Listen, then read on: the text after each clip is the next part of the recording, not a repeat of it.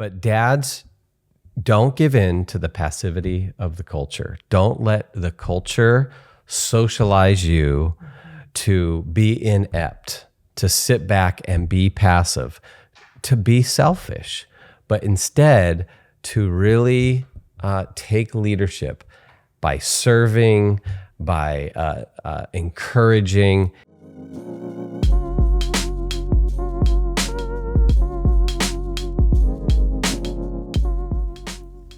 Well, if you live in Texas or are anywhere near the state of Texas, or even if you're far away from Texas, we want you to know that we have an event for you. It is the Maven Conference, which is happening in Texas on September 8th and 9th. We'll be in Frisco, Texas at Frisco Bible Church, which is kind of, 20, 30 minutes outside of the downtown area. So you can fly into Dallas-Fort Worth and come join us for that conference. We're going to be live.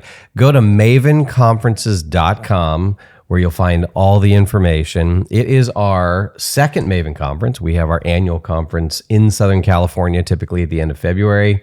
This is will hopefully become our annual Maven Conference in the South. And we would love to see you there. It is going to be a time where you will be equipped with good biblical thinking, with Christian worldview thinking by people who are not only smart and wise, but also really good communicators. We have a great lineup. Mavenconferences.com to get all the information, the schedule, and also to register. And hopefully we'll see you guys there on September 8th and 9th. It is a fantastic resource. So I was recently scrolling through Babylon Bee's Instagram for some laughs. So you were on social media? Yeah, I was on. I thought we don't believe in social media.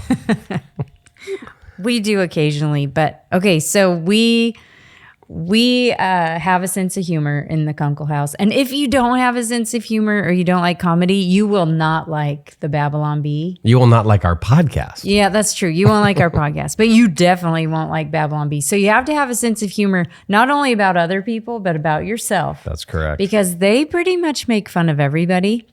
But in honor of Father's Day, I looked up some of their funny ones about dads, and there's a plethora. But I'm just going to read. So Babylon Bee, if you don't know. Did you say plethora? You sounded very intellectual they there. Pretend to be like a news site. You know, like you'd go on there and see a headline or something. Satirical. Yes, but it's news. all satire. So this one is: local dad manages to change diaper with mere 427 wipes. And then in the sub headline, it says, "I'm really getting the hang of this." I don't think that's funny. It is funny. And then another one was, well, this is about a husband, but husband foolishly offers solution to wife's problem. Okay, that's funny. And then it says in the subtitle, "What an idiot." And then another one, father starting to worry church could interfere with kids' travel ball schedule.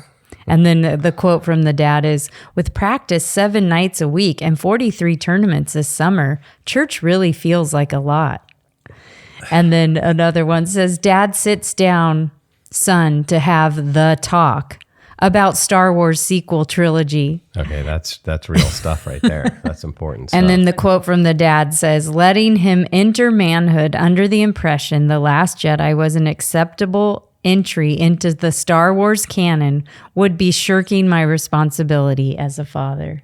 Yes, that is true. That is so true. So I thought that would be a funny way to start off the podcast. That's talking about dads and how important dads are in the lives of their kids, and how oftentimes in this culture and in modern parenting, a lot of times dads can be looked at as, well, kind of the goofy one, right? The 427 wipes to change one diaper.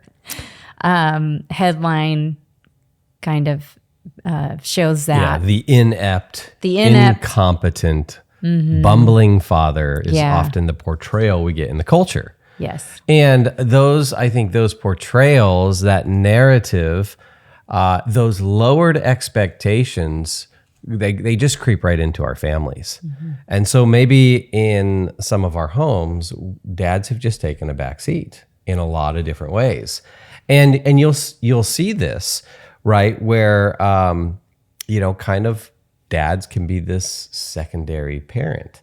And so I think we want to kind of say one thing to the dads, and then we also want to say another thing to the moms to encourage both that dads can't take a back seat. Dads need to step up. And so to the dads who are out there, we want to encourage you to continue to take a different view of yourself. Dads maybe need to change their view of themselves, or maybe continue to fight the views of the culture, right? Yeah. And so it's getting at, what is your view of yourself as a father? And dad, you are not a secondary parent, and mom is kind of the primary parent, which is how a lot of times households function out there. Which I think there's probably a lot of reasons for that. I think in some way it's natural in the beginning, because when you first have a baby, obviously the demands on mother are way more than they are on father. Are you talking about like giving birth? Hey, I was there. Oh my gosh. Man, that was tough stuff. I mean, one day we're going to need to share with the podcast audience here at Maven, like how what hard all it was I went for you? through Oh. to bring these children into the world. Moms right now who are listening to this, I lost them. I lost them for good. They were like, there's no what sympathy. A jerk. So that's an example of sarcasm. I can joke about that because we know it's not true. You bore the brunt of childbirth. Oh, yes, I did. Just saying that. The brunt. Oh my gosh. I bore nothing. I didn't do anything. Yes. So part of it starts with a much heavier load on mom. That is just the obvious facts of it. No matter what the culture says about men giving birth, it can happen. It doesn't happen.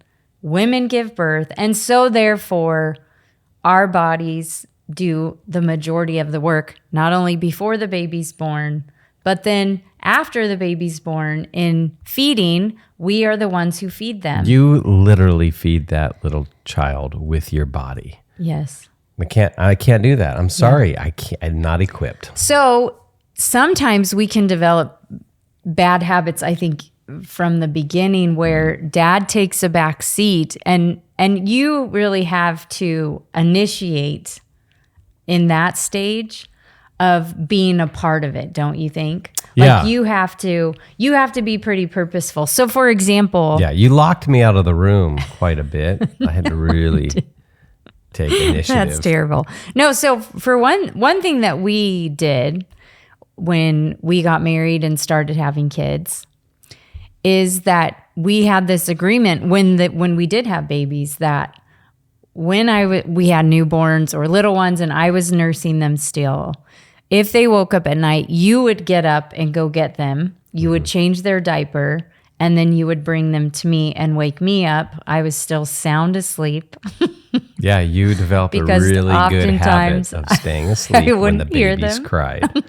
And got me conditioned to get up every time the baby cried. It was wonderful. And I think part of our thinking there was, as I was working out of the house a lot of the time, I wouldn't be there for those times when they were crying, and you had been dealing with the physical workload of a small child.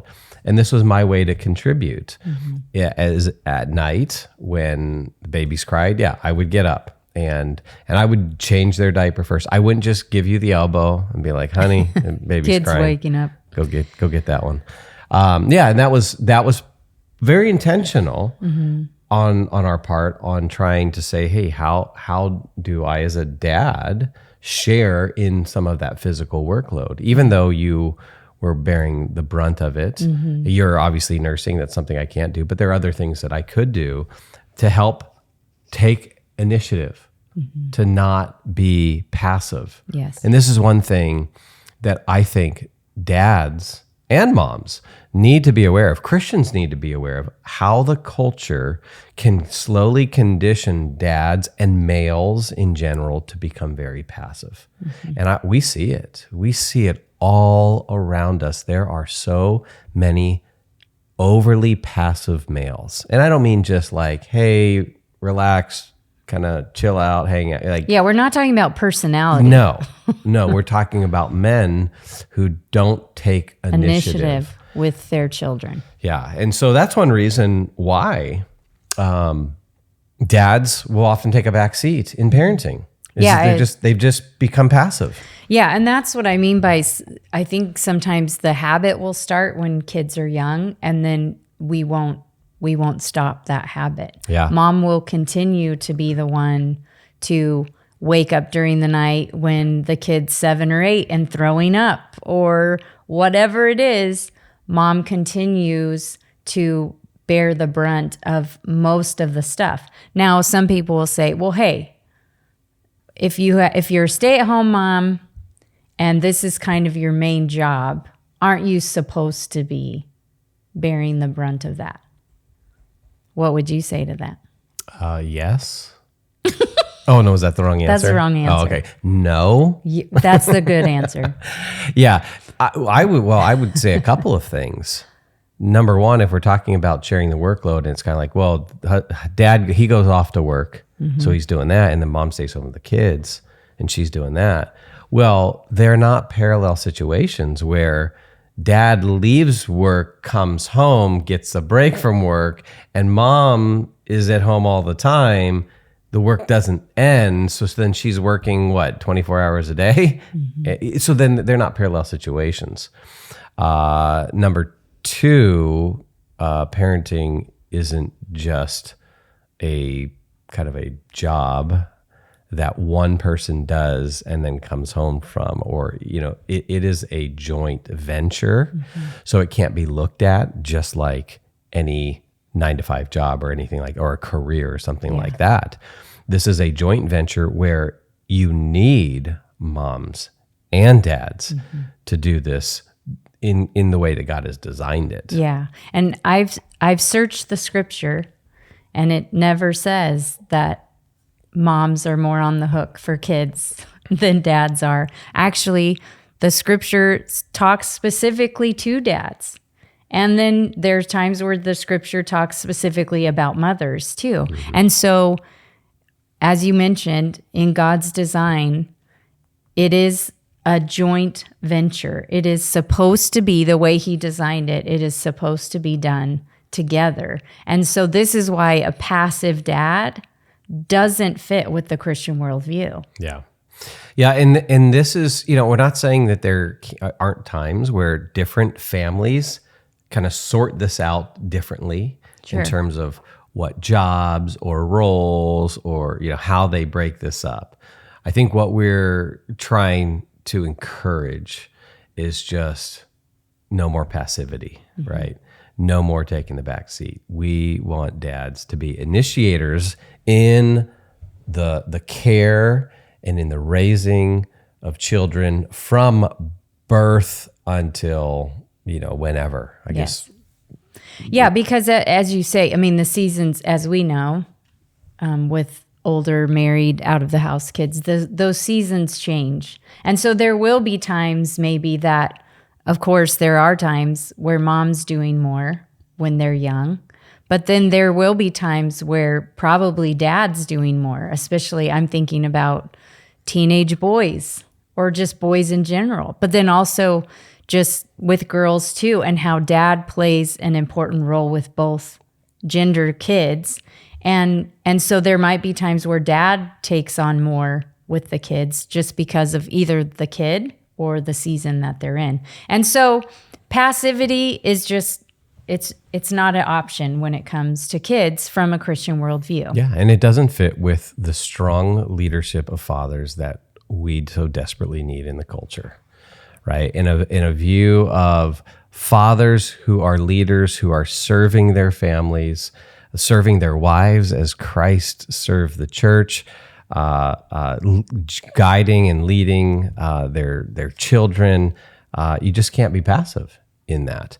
And okay, so dads got to change views of themselves, but we also need our partners in this to change some views as well. Mm-hmm. So moms have got to change views. Yeah, so I think this goes for moms too. We have to change the way that we maybe think about our husband or our kid's dad if we aren't married. And because we might have been shaped in our views either from our own fathers, or of course, husbands and dads are shaped by the views of their dads too. But we also might have bought into this cultural push where in general, women a lot of times think that we just kind of do stuff better with kids. And we oftentimes don't see the value that our husbands or that men bring to the raising of our kids. I mean, we see it when we're tired and desperate and we need help. And that's not what I'm talking about. What I'm talking about is the actual value that fathers bring to their children. And so a resource that I want to highlight at this point, and that when I read this part of the book, I just loved it. But Katie Faust's book, Them Before Us, we've had Katie Faust at the Maven Conference, and her book, Them Before Us, is also the name of her organization. She covers all kinds of topics in the book: marriage, infertility, same-sex parenting, divorce, adoption. So she kind of talks about all these things, but there's a part in the book where she talks about what we bring to kids that's different as mothers and fathers. And she talks about dads and how important they are, not just because your kid needs another parent. And that's what I mean by the mom being like, oh, I need help. So, but actually that children need male influence in their lives and the good that dads bring. So I would love to just sit and read the part of the book, but her book is so good on that. And when I read it, it just reminded me of the value that dads bring. And do you recall some of the specifics that she highlights in the book? Well, I mean, I think a part where I was just kind of cracking up that I definitely remember is her talking about the fun that dads bring, because in general, male nature is more risky. and in general, the male nature is more to go out and build and, accomplish or whatever. And so dads typically are the ones to say, hey, let's try this, let's risk this, let's go out and do this thing. And dads bring a lot of fun to life. They bring a lot of joy.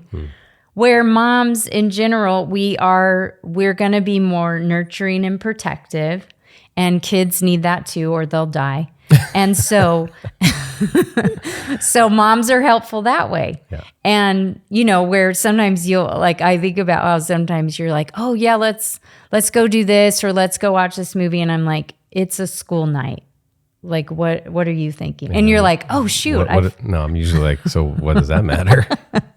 And then I give you a dirty look and no, but so it's like bringing that balance. But well, even in the, when kids are very little, you don't see moms throwing their kids up as Katie high as they possibly can. Yeah. And then catching them. Yeah. That's dads. Yeah. She right? says like, you'll never see a mom throwing the baby up in the air like a dad will, or hanging them upside down from their legs and all those kinds of things that are so fun. And so that's just the one example. But as you read it and think about it, she makes you think about these things that we just kind of know. But oftentimes as women, I think because it's different, and this is where men and women will do this with each other all the time.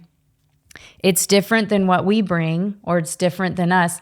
And so then we'll maybe put it on a lower shelf and say, yeah, but what I bring is kind of more valuable. Yeah, I've noticed that, honey, that you actually do that. I'm glad you're reading Katie's book. And so it'll come out in different ways, to where I have been in conversation with women who will complain about the laziness or passivity of their husbands, But at the same time, if we are out doing something or going out to dinner or whatever, it's that they've given the husband specific instructions of what to do. And it's if they don't do it exactly that way, the wife will get upset. And there could be lots of reasons underneath. It could be the husband's just not doing what's actually needed to do. Or there is a lot of times this attitude of, well, I do load the dishwasher better. Like I load it more efficiently. Or I do make the bottles better. Or I do put the kids. I do love the kids better. I just do things better. And so my response is, so what? So what? Wait, if your response isn't no, you don't. No, or because you grant that. I grant that part. it. They probably do. They probably do fold the laundry more efficiently. They probably do change the diaper without using 427. I mean, that's what the Babylon Bee's joking about. Like a mom could do it in one wipe. The dad needs 3 or 4. Yeah. So that's where it's like, so what? So dad does it different. So what? Do you want to undermine him or make him feel like he's less than? You think then he's going to want to help and do things, So now again, there's all kinds of different situations. Yeah. And there's times when actually dads may have certain skills that are better than moms, where there's an opportunity. I'm the one who really felt like we need to highlight this part for your sake, honey. No, but where that's kind of the humility you want to have in parenting with a partner, a spouse, to say, hey, I'm open to learning on this as well. Oh, gosh, you do this differently, and maybe you do it better. But so there's this change in view that both dads and moms need to take. And I think maybe thinking about, okay, what are some of the things that hold us back? I mean, we talked about male passivity. Sometimes for guys, it's laziness, right? It's easy to let, kind of sit there until mom gets up and she goes gets the dirty, baby or the crying baby or the baby who needs a diaper changed or whatever. Okay, yeah, I'll just kind of sit back and wait till mom takes care of it because I'm too lazy, right? Or maybe it's selfishness, which could be tied into the laziness. A selfishness of, well, I kind of want my time. I want my free time or whatever. Yeah. Or it could be a lack of skill. And that could be exacerbated by a mom who doesn't say, hey, dad, kind of like, all right, let's partner in changing the diapers or whatever, whatever it might be. Or let's partner in the discipline. Right. And so you just don't develop the skill over time in these areas. So those are all different things that can prevent us from dads, really taking full part. Yeah. And I think just to summarize what moms sometimes can do is we can be overbearing. We can want to control. And so we'll push dad out that way because we want to control situations. And some don't. I didn't make my little comments with you. I was just agreeing with what you were saying. You agreed too much on that. That was too strong of an agreement. And then another thing I think is we just will be untrusting. And of course, with all of this, there might be reasons for distrust. And I get that. You might have a spouse who actually disrespects what you do. And so it breeds distrust. And, all of these things are a give and take with the couple. But there are some generalizations here. But do you trust him to do what he can? He can do it. And that's what I was talking about earlier. It might not be the way you do it, but I think he can do it. He is a grown man. And he probably can do something even if he doesn't do it the way you want it done. Yeah. So we were thinking about how to encourage dads to not take a back seat. And we want to encourage dads. We want to encourage moms. So because dads are so vital in the raising and training and discipling of their children, especially from a Christian worldview, not in the culture. The culture does not put a high value on this. But dads are not only needed in homes, they're needed in churches and Sunday school classes and youth groups, where oftentimes with kids, you'll have more women volunteering. We need men in these spaces. So how do we encourage men and dads not to take a back seat? Yeah, well, this first idea is an idea that will help both moms and dads. That's where we would say to the mom and the dad at the same time, hey, schedule regular breaks for mom. Particularly if mom is the one who's kind of staying at home with kids. Mm-hmm. Now, look, if you're in a different situation where she's working full time and dad's staying home full time, then it might be, hey, schedule a break for dad on a regular basis. But basically, schedule time where dad is alone with the kids.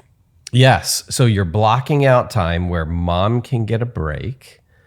But really, the main purpose is, hey, we want to schedule time where it's dad and it's kids and mom's nowhere in sight. The kids love that. Oh my gosh. It sounds like you love it. I do love it. And I would say weekly is ideal. Mm-hmm. Because frankly, especially when the kids are little. Yes, when the kids are little. And because frankly, I was going to say, whoever's at home kind of with the kids they need that break. Mm-hmm. It is a taxing job. It's it's the most demanding job you will ever have. And so if you can do it weekly, great. I mean, when the kids were young, we had a situation where I was going to seminary, was doing a master's degree in philosophy at Talbot, and there was a Talbot wives group. So for the wives of the seminarians, who were largely men, they had a wives group, and you started attending that. And I had to nudge you there. Mm-hmm. It was every Tuesday night from 7 to 9, and you would have small group time, but they also would bring in a professor. They would do some great teaching. Mm-hmm. And that ended up becoming a real a weekly break mm-hmm. for you that we then made a priority in our family. In fact, it went from just you kind of going from 7 to 9 to saying, hey, leave the house at 4. Mm-hmm. Go have dinner with a friend, or go sit at a restaurant alone if you want, or go to a coffee shop and read. Get out of here. I will take care of dinner and getting the kids to bed and the whole 9 yards. You get a significant 5-6 hour break. Sometimes you wouldn't, it would end I think at 9. You wouldn't even leave there till 10 and get home till close to 11 sometimes. You extended that break. Wow, you took and took. No, it was. I for sure didn't want to come home till every little human was asleep and the house was quiet. And but I didn't want you to either. I know, and you didn't. You mentioned we started having me leave earlier, and that, even just you would say, don't worry about dinner. Now, sometimes I would say, hey, there's ground beef if you want to make tacos or whatever. But you started to get mad at me if I even did that, because you were like, I want to do dinner. Mm-hmm. I want to figure it out, because you wanted to eat what you wanted to eat. And that night I didn't have any say in what you guys did for dinner, and you liked that. And here's a side benefit for our family is that I developed my skills in cooking and, in food preparation. Yeah. Because, as a young male growing up, you don't get a lot of those skills unless you have a mom who's really intentional in helping you develop those. Yeah.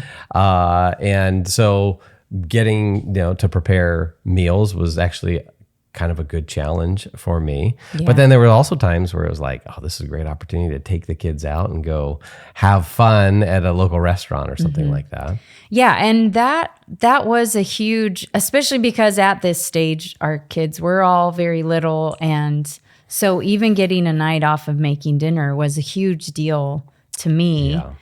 But over the years, it was such a great night for me. I knew that night off was coming, and I would look forward to that.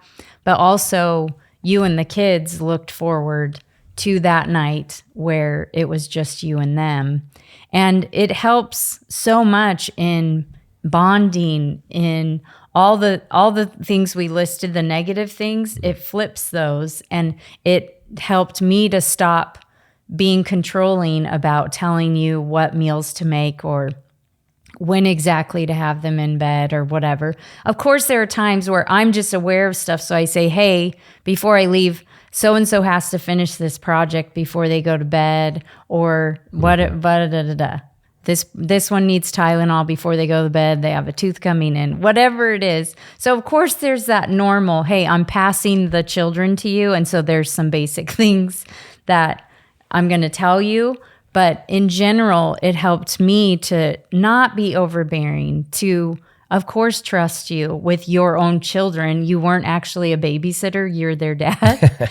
and then I know it was so beneficial for you too. Yeah, well, it helps the kids to develop a dependence upon the dad too. Because oftentimes, if it's mom and dad there, kids will default for various reasons just to mom. Yeah. And that can be wearing on mom. And there can be a number of reasons for it. But whatever the reasons are, as dads spend time alone with the kids and there's no mom there, they just got to depend upon dad. And they can build that healthy dependence upon dad. And it's not, oh, I can only go to mom for these things. No, I can also go to dad for these things as well. One thing I'll say too about those nights off, and if you do these, is that when I came home, you were intentional too about not creating more work for me. So I was gone, and it's not like I came home and then there were all these dirty dishes and toys that hadn't been cleaned up. Yeah. So that's what I mean by more work. It's like, oh, I got the night off, but now I'm paying double for it in the morning because, and so you were intentional about all the things that that I would be doing if I were home. Mm-hmm. I would be putting the dishes in the dishwasher. If you were out or gone on business or whatever, these are things I would have to do. And so those were things you had to do. It wasn't like, oh, mom will do this when she gets home. Yeah. It's part of the deal with kids. And so you took on all of it. Well, and one of the things that I think, I would do is I would say, kids, we are going to get this house cleaned up together, particularly after dinner. It's like, let's do all the dishes. Let's get the dishes done before we go then have some fun, before we play or whatever it was we were going to do or watch a movie, so that was taken care of. And so the benefit is the kids were helping to do it. Mm-hmm. And that's actually good, because sometimes moms will just take on that additional work themselves. So there's another added benefit of a dad will maybe be more prone to delegate and push the kids and say, no, you're jumping up here as well and helping out with the work. Yes. So that's the first one. Get regular breaks, maybe weekly breaks for mom. But then here's a second real practical thing is moms travel without dad and the kids. Mm-hmm.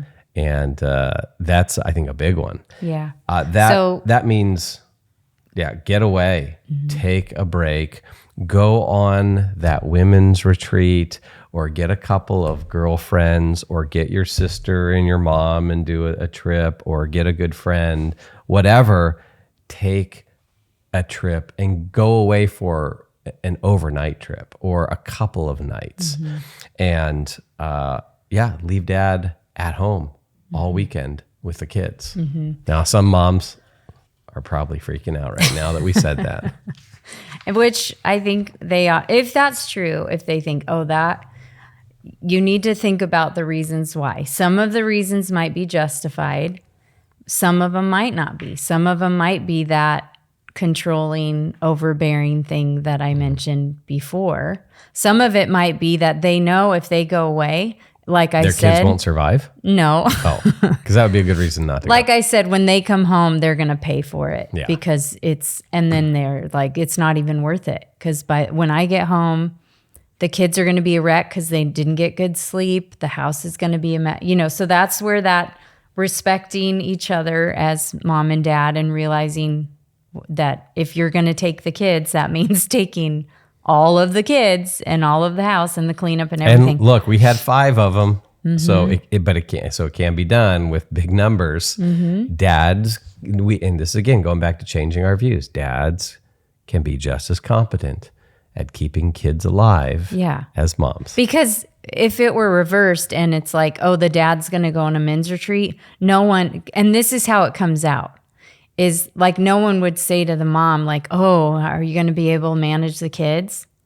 A mom would be like, what are you talking about? Like, of course. Yeah. But dads will get all the time like, oh, can you do it? Are you going to be able to handle it? Yeah. And dad should get to the point where they're like, what are you talking about? Of course. Of course I can. Actually, it's going to be probably your kids' one of their favorite weekends out of the whole stinking year. That's right. In fact, my co-pastor at our church, he and I talk about how we love it when you and his wife will like have gone off. In fact, you guys have done a trip together, and he and I, when you flew out to Colorado for a few days, and the two of you went, and we both were excited to just have the kids all to ourselves. And our kids love it. They've come to love it too, because they know when mom's gone, there's going to be maybe some additional activities, or there's going to be some added fun, or there's going to be some craziness. That isn't always the case when mom is there. And now that's not necessarily a bad thing. In fact, I want you to address that objection, that, well, okay, so then dad just gets like, put up as this, they're the fun parent, or now that mom's gone, she's the one who's going to put a damper on all of our fun. And so now that she's gone, we have the freedom to go do stuff. And that's, I think early on, I think you and I, kind of wrestled with that one. Yeah, because as mom, you are as most moms in most households, mom is the one that's bearing the brunt of the kids, especially when they're younger. And so you're taking on more. And so then you can feel like, okay, dad comes home and then now it's the fun stuff because you've taken care of the diapers or the discipline or the homework or whatever stage the kids are at. And so dad can be the fun guy. But oftentimes what comes with that is probably a disunity with the parents. Maybe the discipline changes with dad. Now that's a problem. If it's like, oh, we get to do all kinds of stuff and get away with stuff because dad, that's different. Yeah. There should be an agreement and a uniformity on, hey, when kids get out of line or when this happens, this isn't allowed and this is. So you don't want to pit yourself against each other in that way. But of course it's going to be different with dad. And that's why I think, reading Katie's book was that reminder to me even of, I know the value that you bring, but it's that reminder of, oh yeah, men and women are actually different. And so there is good that you bring, just like there's good that I bring, that we can't forfeit and we can't demean it with our kids. And so even how dad talks about mom, maybe don't talk about her as the fuddy-duddy or the one who ruins all the parties. And did you just say fuddy-duddy? Yes, I did. Okay, oh my word. Add that to the list of grandma sayings from Erin Kunkel. Fuddy-duddy. You said fuddy-duddy. The party pooper. That's another one. Oh my goodness, Erin. Grandma Kunkel. The ruiner of all things fun. Okay, what about that? That's better than fuddy-duddy.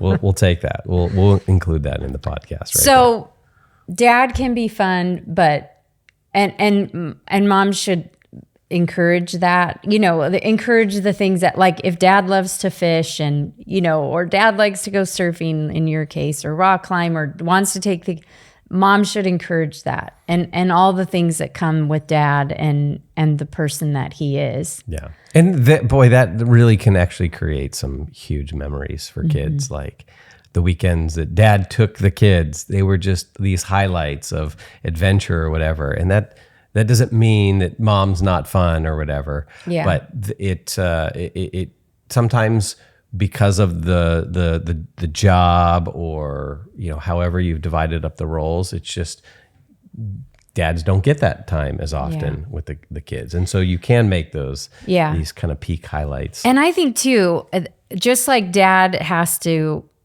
realize, okay, I can't just shirk all the bedtimes and all of that things.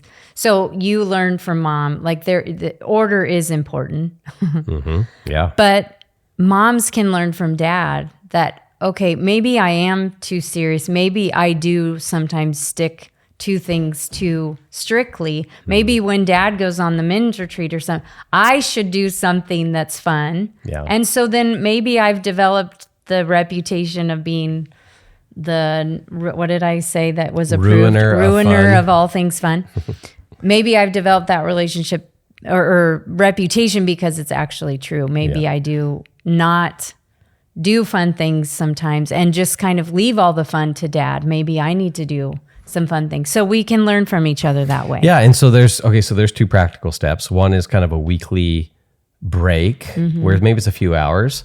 And then there's also, hey, overnight trips and leave the kids with dad. Those are two great ways to do it. And maybe you start with the first one. Yeah. And begin to, break yourselves in if this is not a habit yet. Yeah. And this can be done at all stages. I just want to say that too. Even nursing moms can get a break. So I remember, sometimes I would nurse a baby, and as soon as I was done, I would leave, because then I would have about 2 to 3 hours. And then as they got older, or I was able to pump and leave a bottle, then I could leave for longer. But even going away, maybe I take the nursing baby with me, but I leave the other two who are completely fine without me.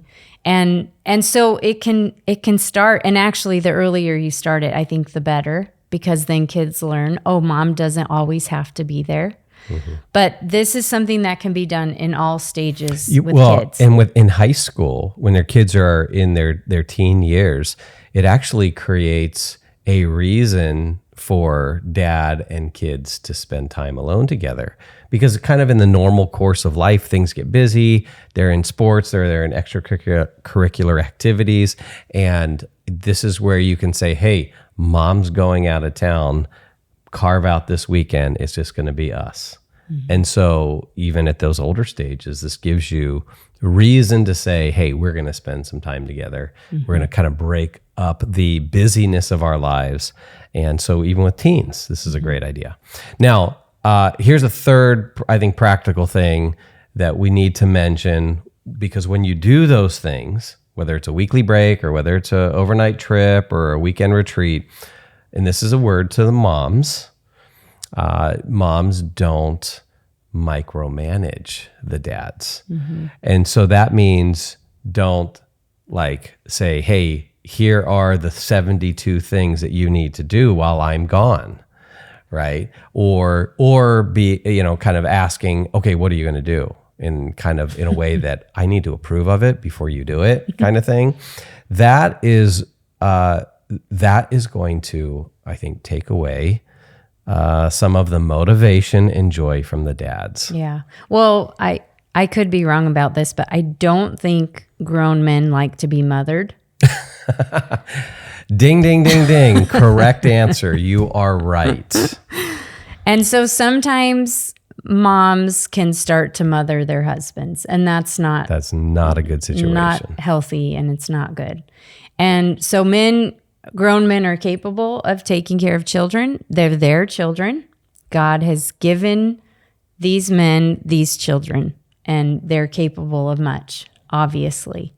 And so dads aren't babysitters. So to get a weekend off, mom doesn't have to hire a babysitter. If dad's in charge, then you don't look at it like, oh, this is a babysitter who I have to talk about and tell about my kids. This is their dad. So treat him that way. And dad might have to step up to that. And if maybe it's the husband who's saying, okay, well, but what are we going to do for dinner while you're gone? And I think an appropriate response would be, well, you can figure that out. Talk to the kids and see what they want, and you guys figure it out. Yeah. And to dads, to say, hey, maybe there's some skills you do need to work on. It would be good for you to develop a skill of preparing a meal that's not a fast food meal that you purchased at, at McDonald's, but actually to help make a meal. And to model, in doing that, you also, I think, model good things for your kids. Yeah. Where moms and dads contribute together to the flourishing of a home. So the last thing is, last kind of practical thing that we would love to encourage you dads is for you to take initiative in doing this, for you to be the one that maybe gently pushes your wife out the door and says, hey, go, and I'm gonna take care of our children. And depending on the personality of your wife or the mom, whatever, you might have to push, but dads, initiate this yourself. Initiate time with your children where it's just you and the kids. Of course, individual time with the kids, but also all the kids, however many there are, that you say, no, I want to do this with the kids. And you take them on a camping trip. Yeah. And you plan a night off. This is where sometimes moms will struggle with this. In fact, we would say in the past that it was sometimes I'd have to fight you on this. I would have to almost push you out the door, not physically, but nudge you, push you, give you permission. There are times where I think, maybe you felt guilty, that you were taking a break or you just needed that permission. There maybe are moms who struggle with giving up control or being overbearing or, whatever it might be, or distrusting. But this is where sometimes dads, we have to initiate this. We need to be able to look into our families and say, this is what's needed. Mom, you need a break. And even if it doesn't seem like you need a break, you still need that break because that will be good for your soul. Even if you're not kind of at the end of your rope, which is sometimes what dads will do. We'll wait till mom gets to the end of her rope, or mom will wait till she gets to the end of the rope and then say, okay, yeah, get a break. Away. Just get out of here. I want you out of my hair, and then that's not a good situation. No, this is, but dads can help moms overcome maybe the mom guilt and gently and graciously nudge them. And sometimes more firmly. There were times I'm like, honey, you need to get out of here. And I had to really give you permission. Yeah. And this is where dad initiating does help with that. Because if dad's like, no, I want to do a camping trip with the kids, or I want to take the kids to this movie and dinner, so you go do something else. And that initiation can help if you are a mom that struggles with guilt, or just, I know a lot of times for me when the kids were little, it's just, there's so much to do. It never ends. And so sometimes it's just like, oh, it's not worth it to leave because I have too much to do.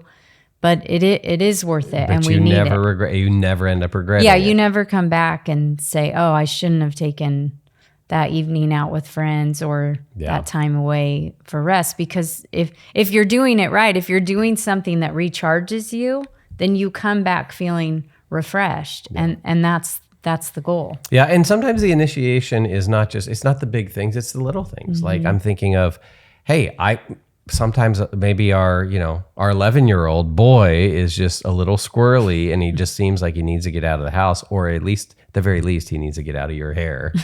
And so I've got an errand to run. So I just say, hey, Jonah, come on, jump in the car. Let's go. You're coming with me. Even there are times when he doesn't want to go, but I know you need to go. And so I initiate that, and I have to nudge him. All right, and it's just going to be you and dad running errands. Yeah. And then it ends up being a great time of us talking in the car and whatever. Yeah. Because oftentimes, the camping trips and stuff are good, but it really is these small habits that we do really are the things that make the biggest difference in the long run. It's these daily, weekly habits that we do that have the big effect. And so, Yeah.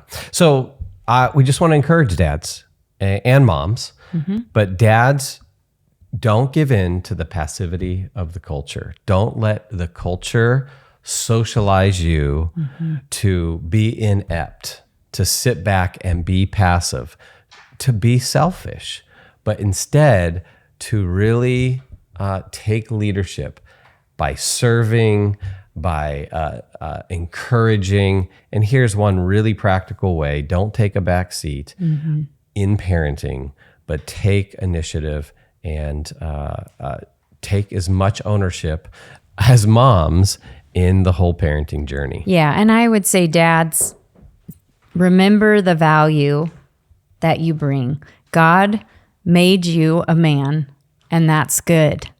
And he wants you to be there with your kids, for your kids, in your kids' lives. That's a good thing. And you bring things to your family that your wife cannot bring. And so you're needed, you're important, and God wants you there. So we just want to encourage you in your fatherhood and in the important role that you play in your home. Maven exists to help the next generation know truth, pursue goodness, and create beauty for the cause of Christ. To find out more, check out maventruth.com.